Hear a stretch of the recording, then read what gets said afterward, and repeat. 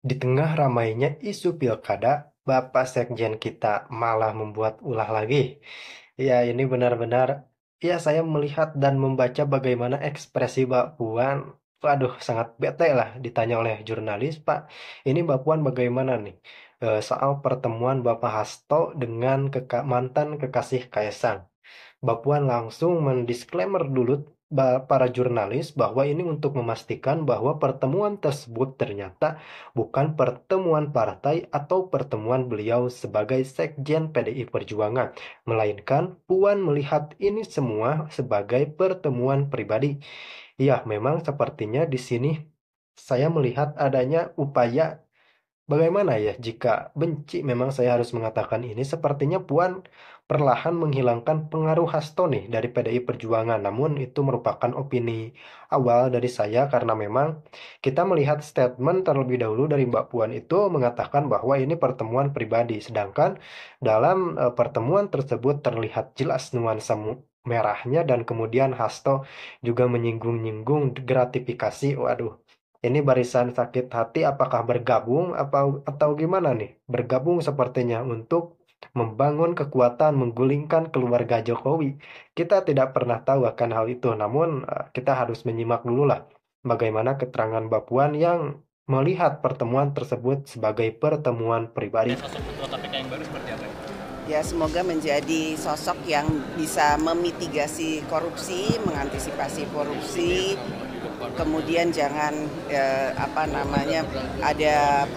ada politisasi dalam penegakan korupsi. Jadi sebesar-besarnya, sebaik-baiknya adalah untuk memberantas korupsi. Bu, tadi soal di dalam itu ada yang menyinggung soal banjir Sukabumi ya Bu, ya itu bagaimana Bu? Nanti dari DPR akan kemudian melakukan kunjungan ke sana, kemungkinan akan dipimpin oleh pimpinan atau wakil ketua dari Korkesra, juga Komisi 8 untuk menindaklanjuti dan berkoordinasi serta bersinergi dengan pemerintah. Mengenai ketua KPK ini kan backgroundnya polisi lagi nih Bu. Ini tanggapannya mengenai representasi sipil di KPK.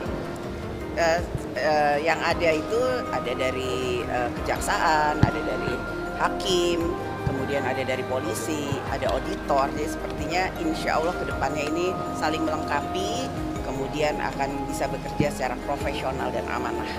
Mbak, isu politik boleh Mbak Puan? Ya. Izin ya Mbak, ini yang terbaru menjadi sorotan itu Felicia Tisu dengan Mas Hasto nih berbincang itu. Salah satunya topiknya membicarakan gratifikasi pejabat dan keluarga. Nah ini kan identik dengan Mas Kaisang juga yang merupakan punya relasi dengan Mbak Felicia juga. Nah kalau dari PDIP seperti apa Mbak? Ya tanya ke Pak Hasto, kan yang bertemu Pak Hasto.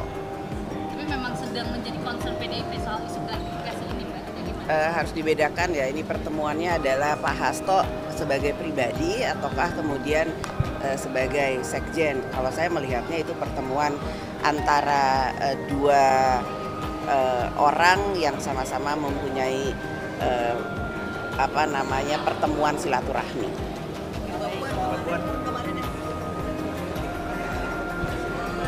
Demokrasi Indonesia Perjuangan itu kan terkait dengan dia menyampaikan pendapat di media sosial. Kalau Mbak Puan melihat apakah ini MKD jadi berpotensi jadi mengancam para anggota DPR lain yang mengungkapkan pendapatnya di luar DPR?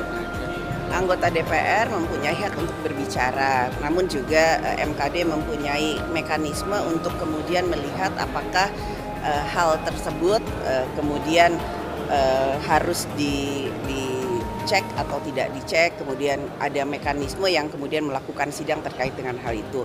Dan itu bukan hanya PDI Perjuangan saja, semua anggota DPR, anggota dari fraksi manapun atau partai manapun, jikalau kemudian dianggap kemudian dalam pernyataannya atau kemudian tingkah lakunya itu ada hal yang harus kami cermati atau kemudian kami evaluasi, tentu saja kami harus menindaklanjuti hal tersebut dalam mekanisme dan profesionalitas yang kami lakukan melalui MKD. Puan, kemarin lagi rencananya kan hari pekan depan hari Selasa itu pemerintah akan mengumumkan kenaikan BBM 12%.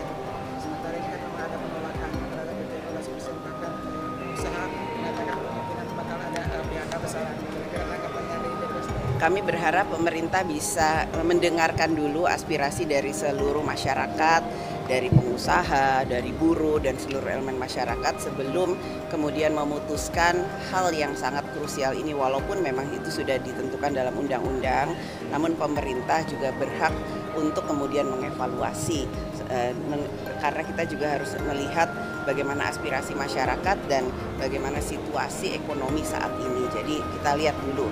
Namun harapan dari DPR, saya yakin pemerintah pasti akan mendengarkan dulu aspirasi dari masyarakat. Kemarin kan rame soal Gus Miftah itu dinilai netizen merendahkan rakyat kecil gitu ya. Itu dari DPR sendiri melihatnya gimana ya? Apakah ada dorongan untuk mencoba Gus Miftah?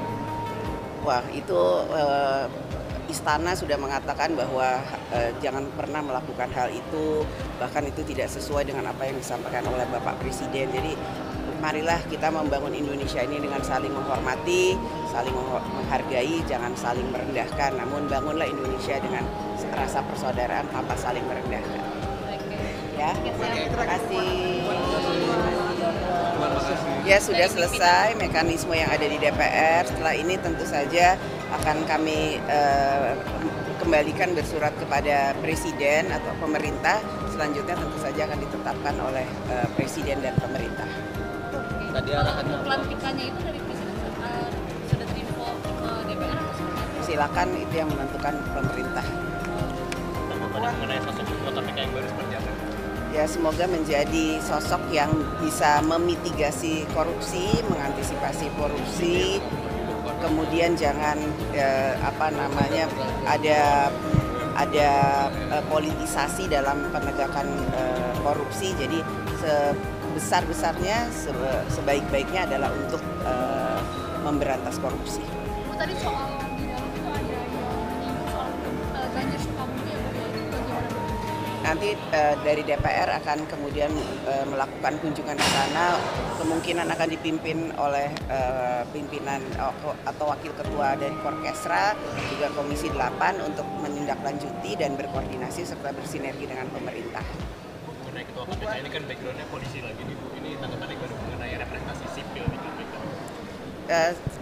Yang ada itu ada dari kejaksaan, ada dari hakim, kemudian ada dari polisi, ada auditor. Jadi sepertinya insya Allah kedepannya ini saling melengkapi, kemudian akan bisa bekerja secara profesional dan amanah.